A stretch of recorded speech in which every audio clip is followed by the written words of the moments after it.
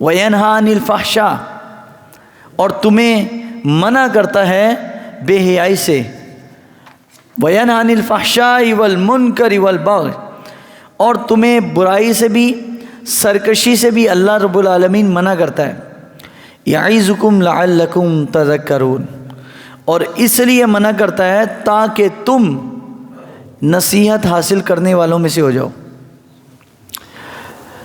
اس آیت مبارکہ کا مفہوم بڑا وسیع ہے۔ پہلا حکم دیا گیا، تمہیں اللہ حکم دیتا ہے عدل کا، انصاف کا حکم دیتا ہے، ان اللہ یامر بالعدل والاحسان، اور ساتھ احسان کا بھی حکم دیتا ہے، اور اس کے بعد وَيَنْهَى عَنِ الْفَحْشَاءِ، حکم دیتا ہے تمہیں اللہ رب العالمین عدل و احسان کا، وَإِيتَاءِ ذِي الْقُرْبَىٰ، رشتہ داروں کو عطا کرنے کا، اور تمہیں منع کرتا ہے فحاشی، برائی، سرکشی سے، تاکہ تم نصیحت قبول کرنے والوں میں سے ہو جاؤ۔ ایک اصول اللہ تعالیٰ نے بتا دیا ہے کہ انسان اصول تب ہی انسان دنیا کے اندر نصیحت قبول کرنے والا بنتا ہے جب اس کا عمل ان دو چیزوں پر ہو، عدل اور انصاف، جس طرح وہ خود چاہتا ہے اپنے لیے وہ دوسرے کے لیے چاہے۔ حدیث شریف میں ہے کہ نبی کریم صلی اللہ علیہ وسلم نے فرمایا مومن، بہترین مومن وہ ہے کہ جو اپنے لیے پسند کرے وہ دوسرے مسلمان کے لیے بھی کرے، یہ مسلمان کی خوبی ہے۔ تو عدل اور احسان، اس میں فرق کیا ہے؟ تو آئیے صحابہ کرام رضوان اللہ تعالی علیہ مجمعین میں سے نبی کریم صلی اللہ علیہ وسلم کے صحابہ میں حضرت سیدنا عبداللہ ابن عباس رضی اللہ تعالیٰ عنہ فرماتے ہیں کہ عدل، اس کا معنی یہ ہے کہ اللہ تعالیٰ سے کیے گیا عہد جو ہے، انسان جب اس کو پورا کرتا ہے تو وہ عدل پر ہوتا ہے۔ اللہ سے کیا گیا عہد، اللہ سے ہم نے کب عہد کیا، اور کون سا عہد؟ اللہ تعالیٰ سے کیا گیا عہد وہ عہد ہے کہ جو میرے رب العالمین جل وعلا نے کے سامنے ہم نے عالم ارواح میں کہا تھا۔ اللہ تعالیٰ نے پوچھا تھا کہ میں کون ہوں، تو ہم نے سب نے یک زبان ہو کر کہا تھا یا اللہ تو ہمارا رب ہے۔ تو اللہ نے فرمایا تم مجھے واقعی رب مانتے ہو؟ تو سب نے کہا تھا قالوا بلا، یا اللہ ہم تجھے واقعی رب مانتے ہیں۔ تو اللہ سے جو ہم نے عالم ارواح میں کیا گیا وعدہ تھا نا، جو ہم بھول چکے ہیں، جو ہم نے بلا دیا ہے، اس وعدے کو جس بندے نے پورا کیا ایسا بندہ ہی عادل ہے۔ اور عادل کی فضیلت کیا ہے؟ جو عدل کرنے والا شخص ہے اس کی فضیلت حضور صلی اللہ علیہ وسلم نے فرمایا 7 وہ اشخاص قیامت والے دن جو رب العالمین کے سامنے پیش ہوں گے، جب کوئی سایہ نہیں ہوگا اللہ ان کو اپنا سایہ عطا فرمائے گا عرش کا۔ فرمایا سب سے پہلے عدل کرنے والا شخص، عادل حکمران، عدل کرنے والا حکمران، قیامت والے دن میرا رب ان کو اپنے عرش کا ٹھنڈا سایہ عطا کرے گا۔ یہ حدیث کافی طویل ہے لیکن مقصد ہے عدل۔ عدل کس چیز کا نام ہے؟ تو عدل ایسی چیز کا نام ہے کہ جو افراط اور تفریط کے درمیان ہو، کسی بھی چیز میں انتہا درجہ جو ہے غصہ کرنا یا انتہا درجے کی ڈھیل، انسان جب اپنے اوپر لے کر آتا ہے تو ایسی چیز جو ہے اس کے درمیان اگر رہے، معتدل رہے، اس کا نام عدل ہے۔ انسان بعض دفعہ کسی چیز کو خواہش میں بڑی محنت کر رہا ہوتا ہے تو اللہ تعالیٰ نے اس کے نصیب میں پھر بھی نہیں لکھی ہوتی تو وہ مشقت اٹھاتا رہتا ہے۔ تو نبی علیہ الصلوۃ والسلام نے فرمایا ایسا شخص کہ جو اب کوئی کام نہیں کر سکتا لیکن وہ اپنی اوپر اس کی ذمہ داری لاد لیتا ہے، ایسا شخص بھی اپنے ساتھ ناانصافی اور ظلم کر رہا ہے۔ تو انسان کو معلوم ہوتا ہے اپنی بارے میں، انسان خود اعتمادی انسان کے اندر اتنی ہوتی ہے کہ آیا میں کوئی کام، کوئی بات جو کرنے لگا ہوں کیا میں پوری کر سکتا ہوں؟ اگر وہ کر سکتا ہے تو ہی اس پر ہاں کہے۔ یہ ہے عدل پر چلنا، اس کا مطلب ہے عدل کے رستے پر قائم رہنا۔ تو صحابہ کرام رضوان اللہ تعالی مجمعین کا عدل دیکھیے، نبی کریم صلی اللہ علیہ وآلہ وسلم نے فرمایا، حضرت علی فرماتے ہیں کہ آقا کریم صلی اللہ علیہ وسلم نے ارشاد فرمایا کہ جس چیز میں انسان کو دنیا میں شک ہو، جس چیز میں شک پڑے اس کو ترک کر دینا، اس کو اختیار نہ کرنا۔ جس چیز میں شک ہو تو فرمایا یہ اس کا نام بھی عدل اور انصاف ہے۔ یعنی جس چیز میں آپ کو شک ہے نا کہ یار یہ بات میرے دل پہ پوری نہیں اتر رہی، یا میرا نفس میری جو خواہشات اس پر مطمئن نہیں ہیں، اس کو ترک کر دو، یہ بھی عدل۔ اور دوسری حدیث میں نبی کریم صلی اللہ علیہ وسلم نے ارشاد فرمایا، آقا کریم صلی اللہ علیہ وسلم کی حدیث ہے، حضرت علی رضی اللہ تعالیٰ سے پوچھا گیا کہ عدل اور انصاف کس چیز کا نام ہے؟ جناب حیدر کرار رضی اللہ تعالیٰ عنہ آپ نے فرمایا عدل اس چیز کا نام ہے اللہ کے بتائے گئے اور اس کے رسول صلی اللہ علیہ وسلم کے بتائے گئے عقیدے پر چلنے کا نام عدل ہے۔ اس عقیدے پر چلنے کا نام عدل ہے، یعنی اللہ جس طرح چاہتا ہے، رسول صلی اللہ علیہ وسلم جس طرح چاہتے ہیں دین کی تشریح، اسی تشریح پر چلنے کا نام ہی عدل ہے۔ اور عدل و احسان کے درمیان ایک فرق یہ ہے کہ نبی کریم صلی اللہ علیہ وسلم مسجد نبوی میں تشریف فرما تھے، اور صحیح بخاری میں یہ بڑی طویل حدیث آئی ہے۔ نبی علیہ الصلوۃ والسلام کے صحابی سیدنا عمر ابن خطاب اس حدیث کے راوی ہیں۔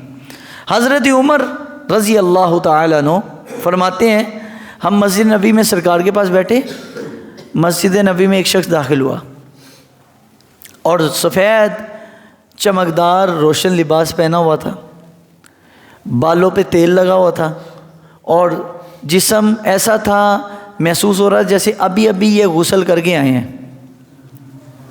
تو فرمایا وہ آگے نبی علیہ السلام کے جو زانوں مبارک ہیں حضور کے زانوں کے ساتھ، یعنی نبی علیہ السلام چوکڑی مار کر تشریف فرما تھے، حضور صلی اللہ علیہ وسلم کے زانوں کے ساتھ اپنے زانوں لگا لیے، سامنے بالکل بیٹھ گئے اور بیٹھ کر پوچھا مل اسلام یا رسول اللہ، حضور اسلام کیا ہے؟ اور مل ایمان یا رسول اللہ، یا رسول اللہ ایمان کیا ہے؟ مل احسان یا رسول اللہ، یا رسول اللہ صلی اللہ علیہ وسلم احسان کس چیز کا نام ہے؟ 3 سوال کیے۔ پہلا سوال باری باری سوال کیے، اکٹھے سوالات نہیں تھے، لیکن میں نے آپ کو 3 سوال اکٹھے سنا دیے۔ تو حضور نے جواب دیا، فرمایا اسلام اس چیز کا نام ہے کہ اللہ تبارک تعالیٰ کو ایک مان، اللہ رب العالمین کی گواہی دے اللہ کے ایک ہونے کی، نماز پڑھ، روزہ رکھ، زکوٰۃ دے، حج کر۔ تو کہا صدقتا یا رسول اللہ، حضور آپ نے سچ فرمایا۔ پھر دوسرا سوال کیا مل احسان، مل اسلام، مل ایمان، ایمان کس چیز کا نام ہے؟ فرمایا ایمان اس چیز کا نام ہے کہ تم اللہ تبارک تعالیٰ کی ذات کو بھی مانو، اس کی صفات کو بھی مانو، اس کے فرشتوں کو بھی مانو، قیامت کے دن کو مانو، اللہ کے حساب کتاب کو مانو، اور جنت و دوزخ کو مانو، اور تقدیر کو مانو۔ وہی جو ایمانیات ہم بچوں کو پڑھاتے ہیں، ایمان مفصل، ایمان مجمل، آمنت باللہ وملائکتہ وکتبہ ورسلہ والیوم الآخر والقدر خیرہ وشرہ من اللہ تعالی والبعث بعد الموت، مرنے کے بعد دوبارہ زندہ ہونے کی، اور آمنت باللہ کما ہوا باسمائہ وصفاتہ وقبلت جمیع احکامہ اقرار باللسان وتصدیق بالقلب، دل سے ان تمام باتوں کی تصدیق کرنا اور زبان سے اقرار کرنا، اس چیز کا نام ایمان ہے۔ تو نبی کریم صلی اللہ علیہ وسلم سے پوچھا یا رسول اللہ مل احسان، حضور احسان کس چیز کا نام ہے؟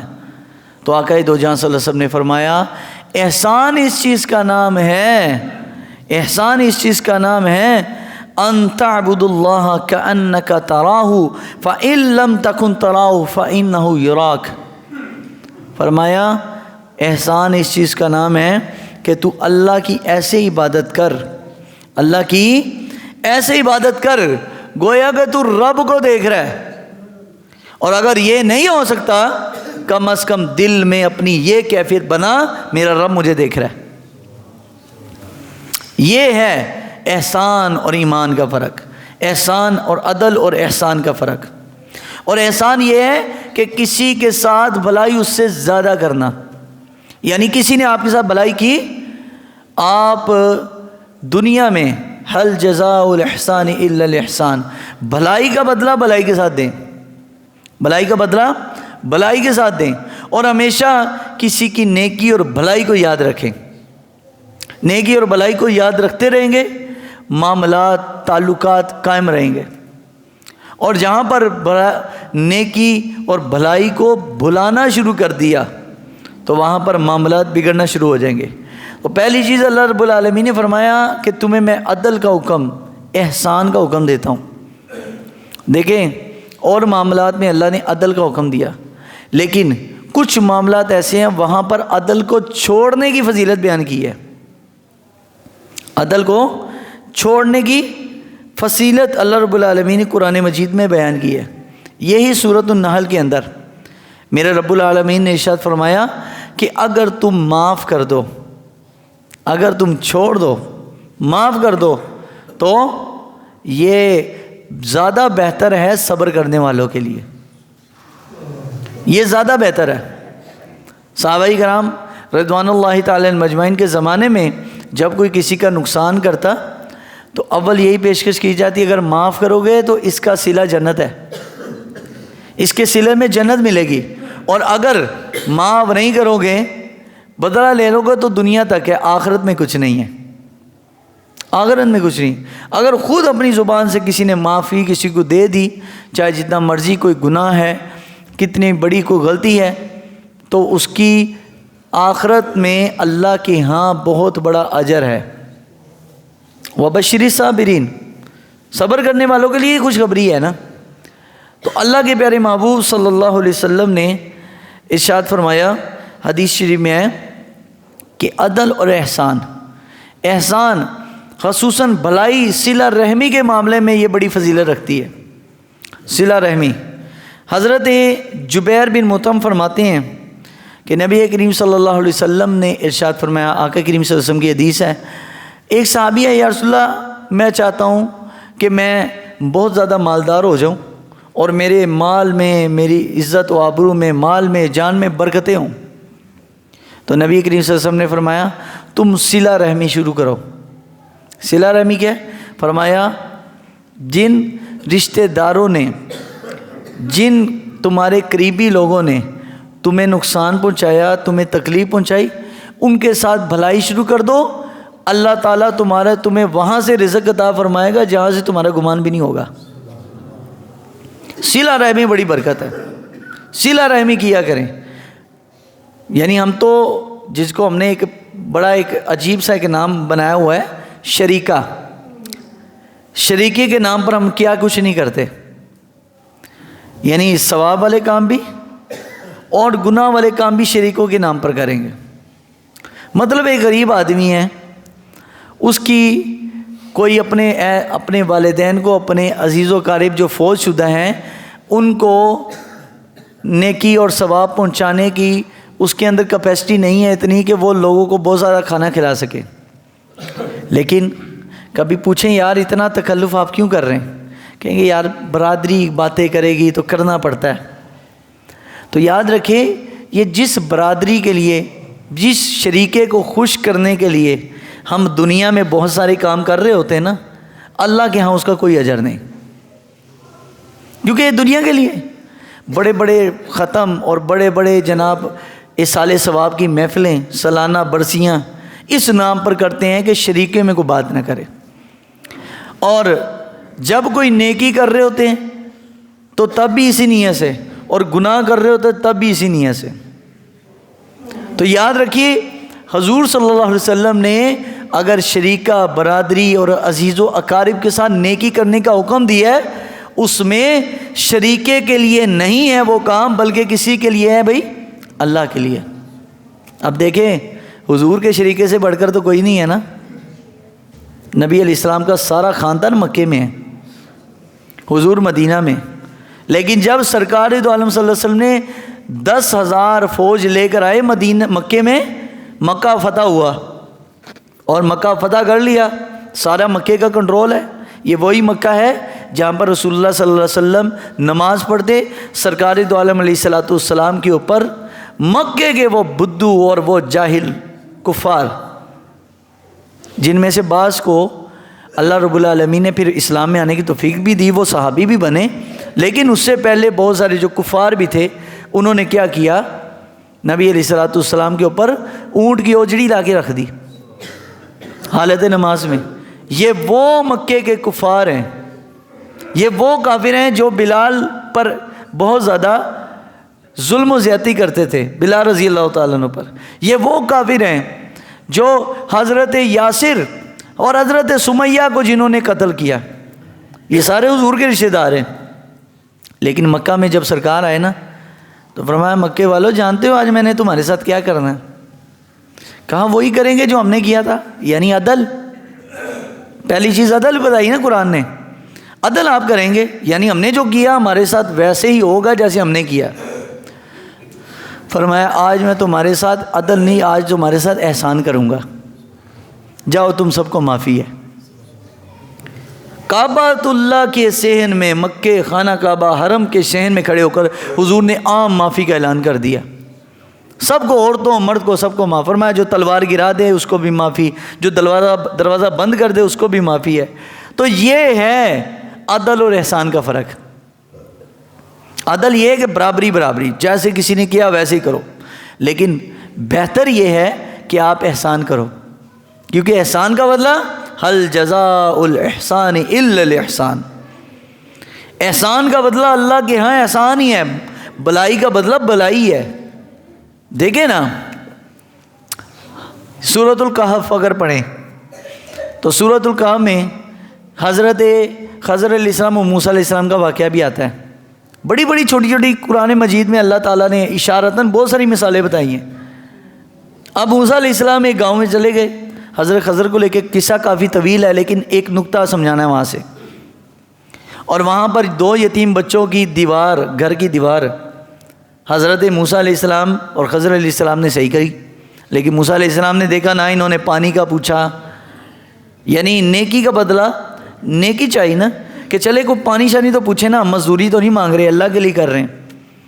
نہیں پوچھا تو انہوں نے کہا کہ حضرت موسیٰ نے فرمایا حضرت خضر سے کہ ہمیں ان سے مزدوری لینی چاہیے تھی، فرمایا نہیں ہم نے ان سے کچھ نہیں لینا۔ اور بعد میں راز کھلا کہ اس دیوار کے نیچے ایک خزانہ تھا، اور وَكَانَ أَبُوهُمَا صَالِحًا، ان 2 یتیم بچوں کے آباء و اجداد میں اللہ کا ایک نیک بندہ تھا، صالح بندہ تھا۔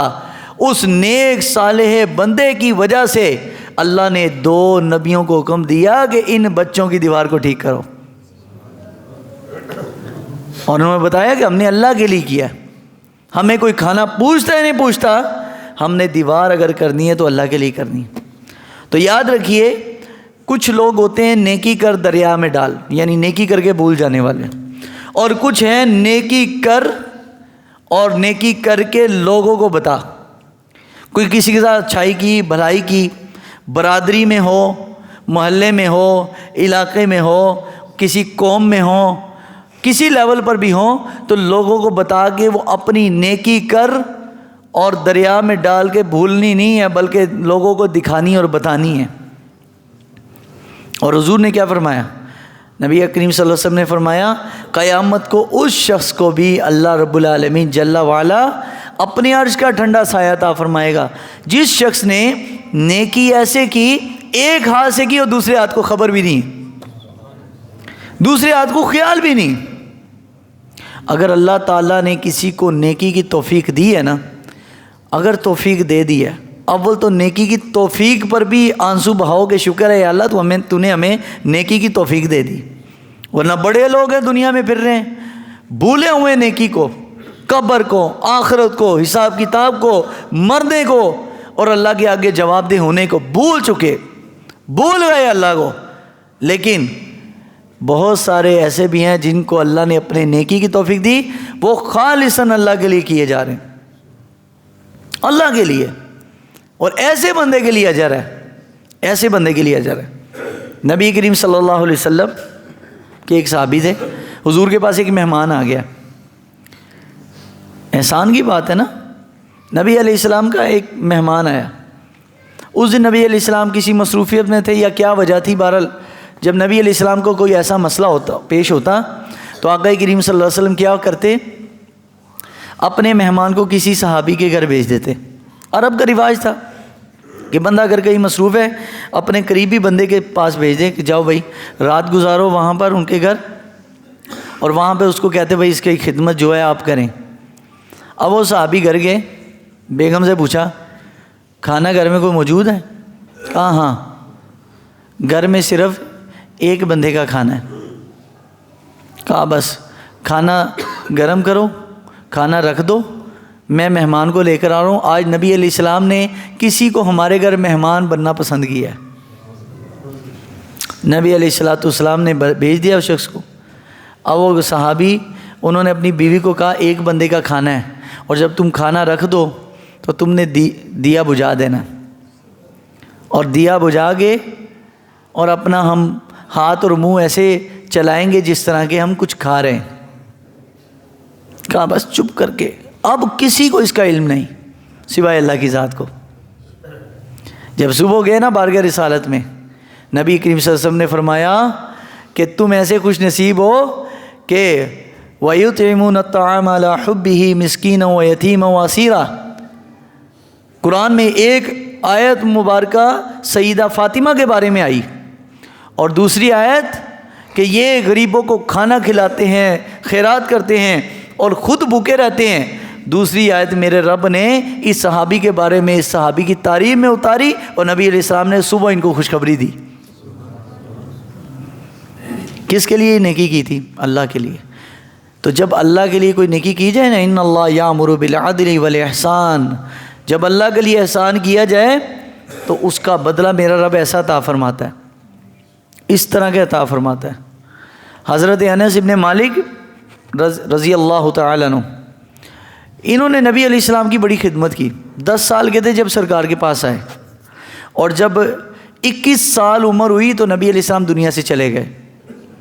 یعنی زندگی کے 10 سال حضرت انس ابن مالک نے سرکار کے ساتھ گزارے، 11 سال. تو فرماتے ہیں نبی علیہ السلام نے بڑی، میں نے حضور کی خدمت کی نبی علیہ السلام کی دل لگی کے ساتھ، کسی عوض میں نہیں، کوئی تنخواہ نہیں، کوئی لالچ نہیں، کوئی طمع نہیں کہ کہیں سے مجھے کو پیسے مل جائیں گے، نہ، اللہ کے لیے. تو نبی علیہ السلام نے اس کے صلے میں دعا دی. ایک ہے بھائی دعا کروانا، اور ایک ہے دعا لینا. دعا کروانے کی اتنی تاثیر نہیں ہے جتنی دعا لینے کی ہے. کچھ لوگ ایسے ہوتے ہیں کہ دعا لے لیتے ہیں اور اس کی تاثیر اس کی نسلوں میں آتی ہے، اور کچھ ایسے ہیں کہ دعا کرواتے ہیں، اس کا اثر ہو یا نہ ہو پکا کنفرم نہیں ہے، لیکن دعا لینے والے کی تاثیر سب سے زیادہ ہے. دیکھیں نا نبی علیہ السلام سے 3 صحابہ، یہ انس ابن مالک ہے، ایک انہوں نے دعا لی تو سب صحابہ نے دعا ہے، لیکن میں موٹے موٹے ان کے پوائنٹس بتا رہا ہوں. انس حضرت عثمان غنی نے، اور حضرت ربیعہ نے رضی اللہ تعالیٰ عنہ، اور حضرت سعد ابن ابی وقاص نے. سعد ابن ابی وقاص، نبی علیہ السلام پانی پی رہے، اس پانی میں نا ایک تنکا گر گیا. سعد ابن ابی وقاص نے، یا ایک بال گر گیا تھا پانی کے اندر پیالے میں. انہوں نے نبی علیہ السلام پینے لگے تو کہا یا رسول اللہ پہلے یہ پیالہ مجھے دے. بال نکالا بڑے اچھے طریقے سے، اور نبی علیہ السلام کو پھر پانی پیش کیا. حضور علیہ السلام نے دعا دی اللہم جمل ہو، یا اللہ اس سعد کو خوبصورت کر دے. سعد رضی اللہ تعالیٰ عنہ کی عمر 70 برس ہو گئی، لیکن چہرہ 25 سال کے نوجوان کی طرح چمکتا تھا. وجہ ان اللہ یامر بالعدل والاحسان، اللہ احسان کا حکم دیتا ہے. حضرت عثمان غنی، نبی علیہ السلام جیش الاسرا ایک لشکر کے لیے چندہ کر رہے. عثمان رضی اللہ تعالیٰ عنہ بارگاہ رسالت میں 900 اونٹ پیش کیے، بیمہ جنگی ساز و سامان. فرمایا عثمان آج تم نے ہم سے جنت خرید لی. پھر حضرت ربیعہ تہجد کے وقت اٹھ کے نبی علیہ السلام کو وضو کروایا تہجد کے ٹائم، کیونکہ وہ نیند بڑی مشقت والی ہوتی ہے. وہ چھوڑنے کے لیے 2 ہی چیزیں جو ہے نا انسان پر ہو مجبوری تو پھر ہی ہوتا ہے، یا تو مجبوری ہو یا محبت ہو، پھر ہی بندہ وہ تہجد کی نیند طرح کرتا ہے۔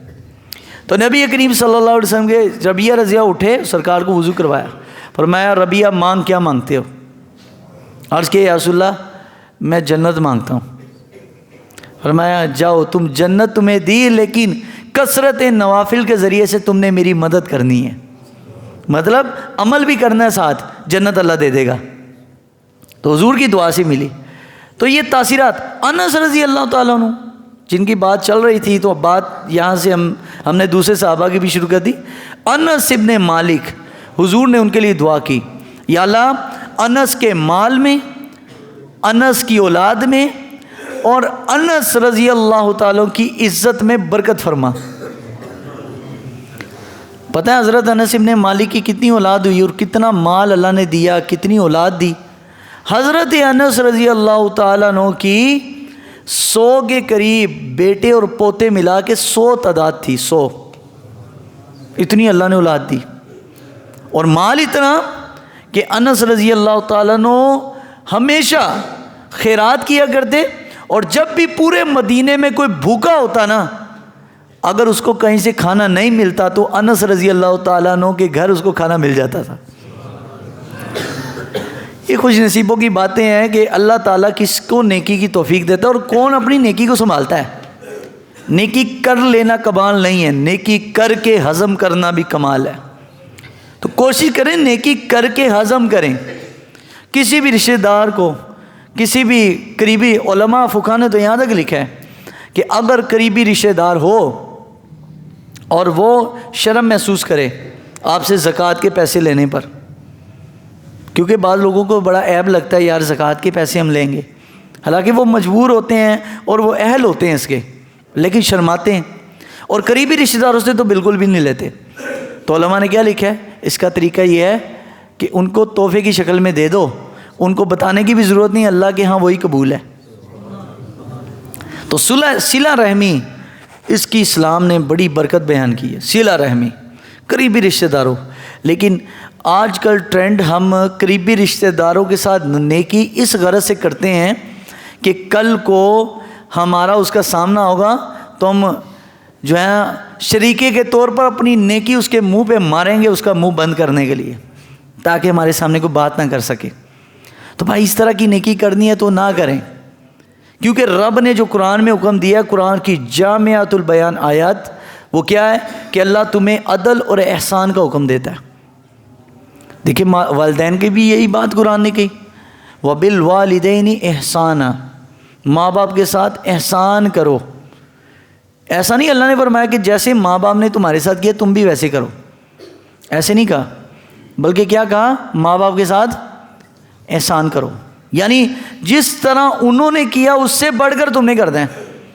اللہ کو معلوم ہے کہ جس طرح ماں باپ نے آپ کے ساتھ بھلائی کی آپ ویسے نہیں ان کا بدل دے سکتے، لیکن بطور اللہ رب العالمین نے مسلمانوں کو بطور ترغیب یہ بتایا کہ تم نے ان کے ساتھ احسان کرنا ہے۔ چلو احسان اگر بتائیں گے تو شاید کوئی برابر لیول پر تک کوئی چلا جائے۔ حضرت بائزی بستامی رحمۃ اللہ علیہ یہ اپنی والدہ کو لے کر چلے گئے اور کندھے پر اٹھا کر انہوں نے حج کروایا، کندھے پر اٹھا کر۔ تو بائزی بستامی رحمۃ اللہ علیہ اپنے زمانے میں ایک بہت بڑے فقیہ تھے، ان کے پاس چلے گئے، کیا میں نے اپنے ماں باپ کا حق ادا کر دیا؟ تو انہوں نے کہا جی ماں باپ کا حق تم نے حج اس کو اپنی ماں کو چل کے کروایا ہے؟ کہا کندھے پر اٹھایا ماں کو پورے حج میں، یعنی جہاں بھی لے کے اور جہاں سٹے کیا تو وہاں بس زمین پہ بٹھایا، ورنہ حج کے سارے ارکان میں نے اپنی ماں کو کندھے پر بٹھا کے۔ تو کہا تو تم نے اپنے ماں کا صرف ایک دن کا ہی حق ادا کیا ہے، یعنی ایک دن کا لیول ہے یہ، اگر وہ اس طرح کر لے تو پوری زندگی اور انسان کی اتنی عمر وہ تو لیول نہیں ہو سکتا۔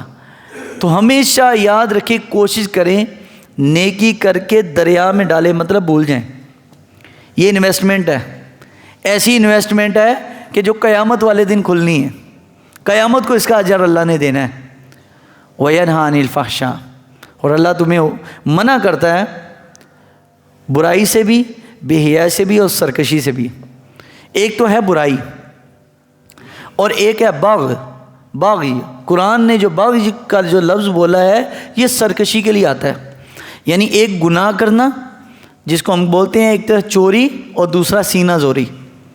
یعنی ایک غلطی کرنا اور ایک اپنی غلطی پر اکڑنا، اپنی غلطی کو تسلیم کرنا، اپنی غلطی کو ماننا اور اپنی غلطی پر ندامت کا اظہار کرنا حضرت آدم کی سنت ہے، اور اپنی غلطی کر کے غلطی پر اکڑنا یہ ابلیس کی سنت ہے.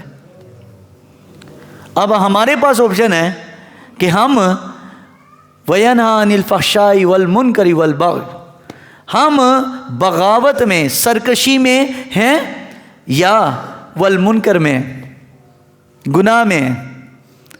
گناہ اور سرکشی دونوں میں فرق میں نے بتا دیا. گناہ میں واپسی ہے اور بغاوت میں واپسی نہیں ہے. اس لیے اگر گناہ ہو جائے تو نبی علیہ السلام نے فرمایا یہ اللہ کا کرم ہے میری امت پر کہ کچھ لمحے تک فرشتے رکے رہتے ہیں ایک ساتھ. اور ایک ساتھ کتنی بنتی ہے؟ دن اور رات میں 8 ساتیں ہوتی ہیں، یعنی 3 گھنٹے کی ایک ساتھ ہے. فرمایا ایک ساتھ یعنی 3 گھنٹے تک فرشتہ اس بندے کا گناہ نہیں لکھتا. اور حضور نے فرمایا جب وہ بندہ توبہ کر لیتا ہے تو فرشتہ اس کا وہ گناہ مٹا دیتا ہے. یعنی گناہ کیے ہوئے 3 گھنٹے گزرنے سے پہلے اس نے اپنے اسی غلطی سے ندامت اور توبہ کر لی اور سوچ لیا یار مجھ سے غلطی ہوئی ہے. اور حضور نے فرمایا گناہ کا ارادہ کیا لیکن نہ کر سکا. گناہ کا ارادہ کر کے گناہ کو چھوڑنے والا، میرے سرکار نے فرمایا اس پر بھی اللہ نے اس کے لیے ایک نیکی لکھی ہے. اور گناہ نیکی کا ارادہ کیا کر نہیں سکا، فرمایا ارادے پر بھی اللہ نے ثواب رکھا ہے ایسا ہی جیسے کرنے والے کے لیے. اور ارادہ کر کے، نیکی کا ارادہ کر کے کرنے والے کو میرے سرکار نے فرمایا 10 گنا زیادہ ثواب ملتا ہے. تو دیکھیں نا، بھلائی، نیکی اور گناہ سے بچنا، یہ قرآن مجید کی جامعۃ البیان آیت ہے سورۃ النحل کی، جو اکثر ہم جمعے کے عربی خطبے میں سنتے ہیں. ان اللہ یأمر بالعدل والاحسان وَإِيتَاءِ ذِي الْقُرْبَى وَيَنْهَى عَنِ الْفَحْشَاءِ وَالْمُنْكَرِ وَالْبَغْيِ يَعِظُكُمْ لَعَلَّكُمْ تَذَكَّرُونَ. جامع آیت. جس بندے کا اس آیت پر عمل ہے نا، گویا کہ وہ اپنے دین کے 2 حصوں پر عمل کر رہا ہے. دین کے 3 حصے کرو نا تو 2 حصے اسی آیت میں بیان ہے. کیوں؟ اس میں اخلاقیات سکھائی گئی ہیں، اس میں اللہ کا خوف سکھایا گیا، تقوی سکھایا گیا. تو جو بندہ متقی ہوگا وہ تو خود بخود سارے کام کرے گا. ایک بنیادی فارمولہ اس صورت میں، اس آیت میں اللہ نے بتا دی ہے کہ آپ یہ کام کرو، اور یعظکم لعلکم تذکرون. اور اس لیے میں تمہیں بتاتا ہوں تاکہ تم نصیحت قبول کرنے والے بنو. جب بندہ ان باتوں پر عمل کرتا ہے تو اس کے اندر یہ استعداد اللہ پیدا فرما دیتے ہیں کہ وہ نیکی کو قبول کرنے والا بن جاتا ہے. ایک ہے نا کسی کو اللہ کی بات پیش کرو اور وہ بات سے منہ اٹکائے یا قبول نہ کرے، یعنی رخ اپنا پھیر لے. ایک ہے نیکی کو خوشی سے قبول کرنے والا. تو دین کی بات کو اللہ ہر کسی کو توفیق نہیں دیتا قبول کرنے کی، صرف انہی کو دیتا ہے جن پر اللہ کا خاص کرم ہوتا ہے. اللہ تعالی ہمیں عمل کی توفیق عطا فرمائے.